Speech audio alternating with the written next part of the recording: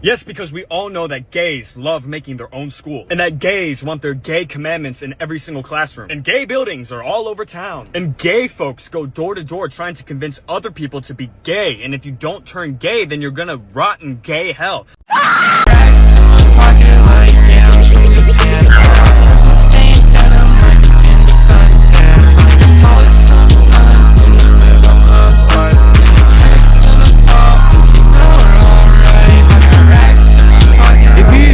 You've probably seen this atheist TikToker called tnfmlp. At the end of every one of his videos in 2026, he talks about this album he spent the past year working on. Now, since I'm curious and always looking for new music to try, I listened to it. And it was actually kind of good, not gonna lie. So let's deep dive into this album. Let's go! What's your response to that? Very simple. It takes a lot of money to do what we do. The first song is called TBN, which stands for Trinity Broadcasting Network, which is a Christian TV channel set in America. The chorus seems to be someone doing a segment on the TV show, but is heavily exaggerated. You're watching TBN, give a donation through the mail before we begin, or burn in hell you devil and go to hell for your sins. I tell Jehovah myself, you fucking rebellious kids.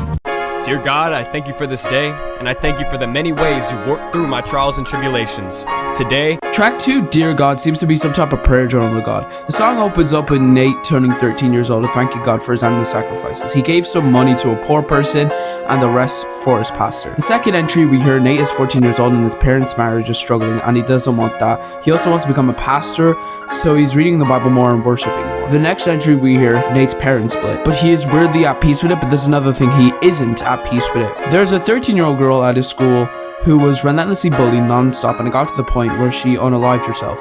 He asked God why after all that bullying she should be sent to hell. Then in this entry, Nate is 16 and he knows of a group of pastors who did some bad things to a girl, and his parents are blindly defending it, saying pastors are the closest things to saviors. In the last entry, Nate is 18.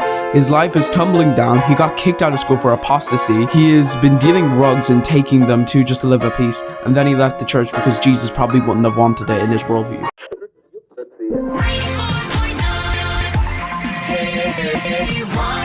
Hey guys. The third track is a skit called 9.49 FM, but it should have been spelled 94.9 FM, but I assumed there was a copyright barrier there, so we had to just change the decimal point. Anyway, 94.9 FM is a Christian radio station. In this skit, a couple is driving a car and they're listening to this exact radio station when it gets hijacked and it breaks. The couple freaks out and the wife passes out and dies.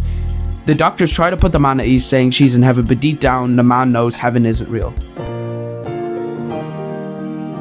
We cut to track 4, Faith, continuing the story with the couple. It starts off with the man telling his kid about faith and how he wishes to go on missions with that kid to spread the gospel. But his mom is ill, which explains why she died because of a shock in the last track, so he tried praying to God that she will get all the help she deserves. But one night, the man has a vision of her, and so he wakes his son up, ties him up in the car, and takes him on a trip to Mount Moriah. This is obviously a metaphor because this album is set in America and Mount Moriah is in Israel. And in Genesis, Abraham sacrificed his son Isaac, so the man is sacrificing both him and his son, crashing his car, killing them both. The track transitions into the fifth one, Truth, which tells a story about a kid being told the Bible is truth by everyone until he really reads it and realizes some messed up stuff is in there, but everyone treats it as a joke and leaves him. Am I supposed to sit up here and have the platform that I have and not call bullshit bullshit? Then we cut to track 6, which is White America 2. If you don't know, White America is a song by Eminem, so this is an unofficial sequel, I guess. Now, I never talk about politics on this channel, so this is what the song is saying. It talks about how Trump only got voted because he thinks God is real, and talks about how much right-wingers want to ban pre-unalive, if you know what I'm saying. Saying it's murder, but they don't care when God or when the big Yahoo does it, if you also catch that. We cut to the 7th song, Apologetics. Basically, some random Christian goes up to Nate and tries to spread the gospel to Nate, but Nate is like, nah, debunks the religion, and then pretends to be Jesus and then gets beaten up. And now the 8th song, Origins. This one talks about how we came from evolution and how much religion is a corrupt system telling people that they are unclean. He then talks about how much Jesus hates religion, then he got killed by it and got turned into one. Basically the origins of everything at this point. alright everybody, now for this next song, I want y'all to... We go to the 9th song, False Prophets, which is a sermon about preachers who did bad things to kids. It gets so bad to the point where a preacher fathered a child with his own family member when she was 14. the same rude lyrics. We cut to the 10th track, The Death of Slim Shady. It's a skit that features the first teaser for Eminem's album, The Death of Slim Shady. Then we go to the 11th song, The Resurrection. He parodies a pastor at mass saying, "Give me 10% of your money and love some people, but fuck gay people." Basically, he mocks miracles by saying he can resurrect Slim Shady and make him spread out the message of truth. Then we go to the 12th track, King Nate, saying he is the only truthful rapper and all the other rappers just lie. The 13th song is called Witch Trials. Now, if you don't know, the Salem Witch Trials was when women who were different got burned by the church. I think. You know what, Kim? Let me tell you something. I used to use Slim Shady as an excuse.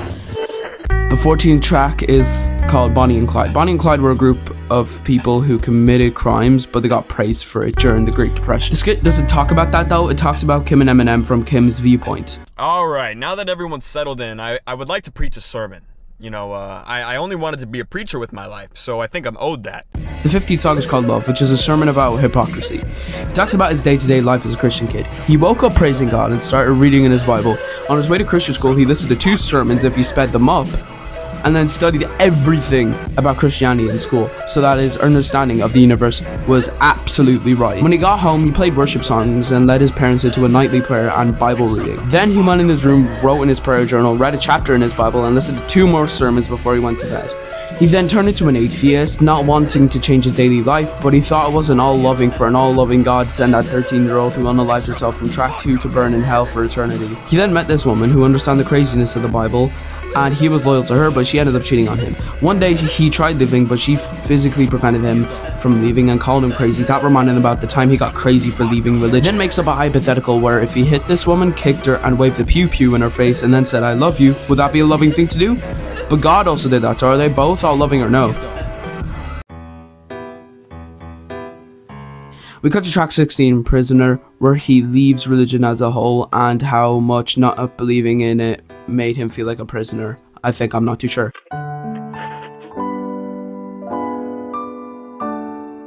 And then lastly, track 17, It Is Well. We get told that the hypothetical from track 15 was true, but he must admit to his wrongs to be at peace with himself. He always wanted to be a preacher, so he feels that he needs to complete the goal by becoming one. One not for the church, but one for pure, raw truth. Thank you so much for watching. Let me know what other albums I should break down. I'll see you in the next video. Bye.